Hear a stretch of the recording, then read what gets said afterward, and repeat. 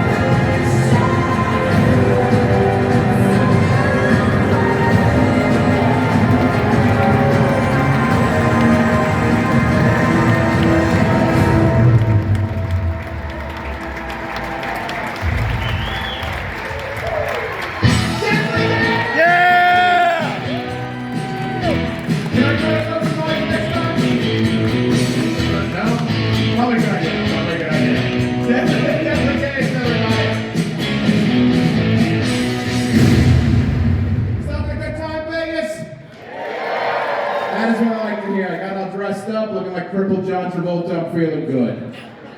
Love being here. I'm working hurt right now, though. I'm working injured, everybody. I'm not looking for sympathy, but I am a hero. I hurt myself pretty badly a couple months ago, but I did it in a really stupid way. And I'm going to share it with you now because I think we're friends. Thank you. One person's like, I like you. That hurts a little because my wife's also here, and that was not her, so that's very unfortunate. So I was doing some shows in Missouri, and when I was there, I decided to get barbecue, because that's what you do when you're in Missouri. Very delicious, very happy with my life decisions, but when I left the restaurant and I stepped off the curb, I snapped my ankle. because I slipped on a sandwich. That's probably the dumbest way a human being can hurt themselves. Like that night, I went on Twitter and I'm like, hey, I'm in Missouri, just had barbecue, broke my ankle when I slipped on a sandwich, and I'm like, I just wrote a Mad Lib. No one's ever put those words together. The whole thing was very confusing to me, friends. All right, it was very confusing because, first of all, the sandwich, it was a perfectly wrapped sandwich. It was still like a brand new, pristine. I almost still ate it. Like that's how good it was. Don't get weird. All right, stop it. I grew up in a trailer park. If you turn down food just because it has a footprint on it, you don't eat. You're not better than me. So that part was weird, and then the other thing that threw me off about this sandwich is it looked like it was intentionally placed. Because it was just off the curb, like where you couldn't see it from back here. It might be domestic terrorism, we don't know yet, we're still looking into it. But like, it looked like someone put it there like it was a banana peel in Mario Kart or something. Like I'm on the ground holding my ankle and I look up and Luigi's like, take that, cripple, woohoo! And I'm like, got it! Should have blue shelled you when I had the chance. I'm glad nobody saw it though. That was the most important thing, man. I'm glad nobody saw it. Because like when you have a disability, you're not allowed to just be clumsy. Because if somebody would have saw that, their first reaction would have been, oh, I thought he could do that. He can't even walk either? That's so sad. Do you think his tiny arms affect his balance and that's why he fell? That's so sad. And where was his handler at? Where's his handler? We should call the state. Before I hit the ground, people started GoFundMe in my honor. Like, we gotta get this man a helmet! Like a scooter or something. Shouldn't be one. Oh my God. I travel a lot for this job. I have to travel a lot for this job. That's a fun part. When I fly, I like to fly Southwest. Got a lot of cheap people. I like you. You're my people. They give you 2 free bags. And if you give me free anything, I'll do whatever you want. That's kind of my rule as an old trailer park kid. But the pandemic was weird flying on Southwest, though, because a couple of the policies they did were a little uncomfortable for me. Last couple of years, there was a mask mandate in place, and that part is what it is. I didn't mind wearing the mask. I didn't have to brush my teeth before I went to the airport. That was 3 extra minutes of sleep for me. That's why I look this good. So that part was fine, but it did change how they did the beverage service. And that part was weird. So the first Southwest flight I took during all this, the flight attendant, she gets on the intercom, and she's like, all right, everybody, as you know, there is a mask mandate in place. We really appreciate you keeping your mask on. Thank you so much. We're now going to do the beverage service. Do not remove your mask to order your drink. But here's what you can do instead. If you want a Coke, put up 1 finger.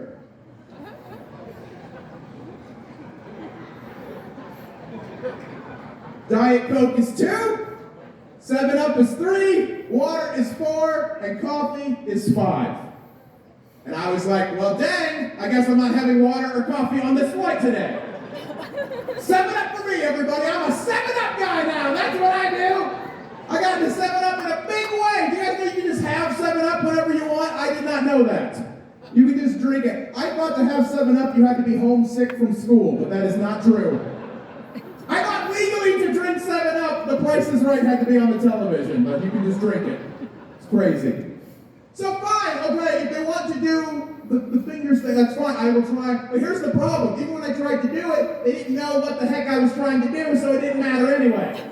They thought I was just throwing up gang signs or something. Like, what would you like to drink? And I'm like, I go West Side to you too, sir. There you are. I thought you looked like a Crip. And I'm like, come on, pun, you're better than that. You guys ready to keep this show going? Come on, regular, you ready to keep this show going? Yeah! This next act was Heidi Klum's Golden Buzzer. Please give it up for Leah Kyle. Ever since I was a little girl, I loved fashion. I would go to the store, I would touch and feel all of the fabric. When I first started doing quick change, things would go wrong. Over time, I got better and better until I was ready for the AGT stage. I could never have imagined, and my life would completely change. You really do believe you are the best in the world? My life has been to share my passion for fashion with the world. Now I'm here in this Las Vegas show. As a little girl, I couldn't imagine this moment. It's truly been a dream.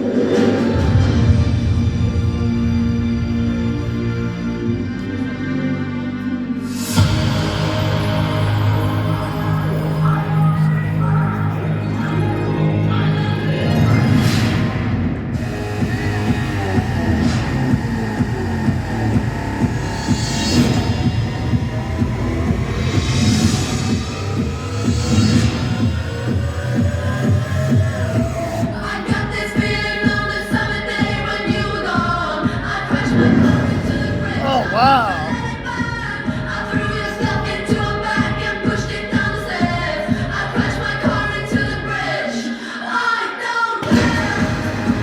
That's badass.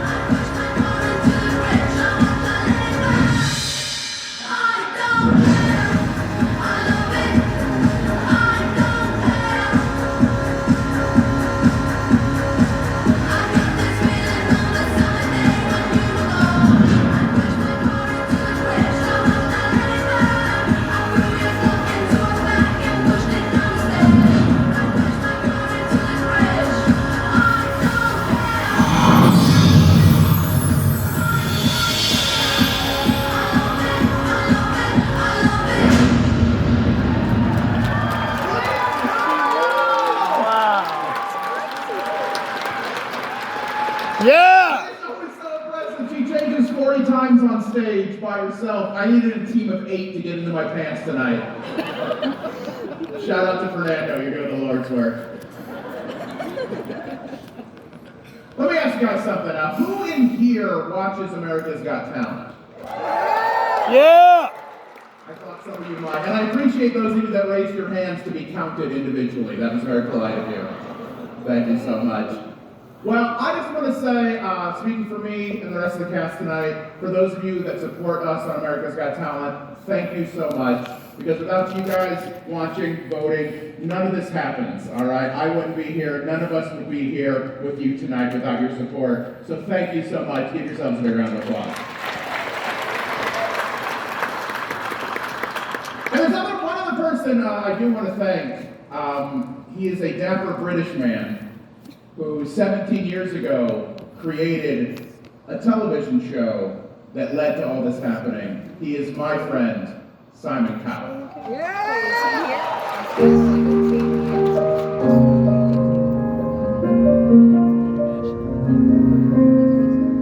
My thoughts about America before I ever came here, I wanted to come here. All the TV shows I used to watch, and obviously the movies, were always American. My first trip to America was when I was about 23 years old, and I was driving around thinking this is the most incredible place I've ever been in my life. I was blown away. For me, the American dream is that regardless of your background, if you work hard and you're bright, anything's possible. And people, respect your success. When I started performing, I dreamt of coming to America. But I never gave up, and it brought me to the AGT stage.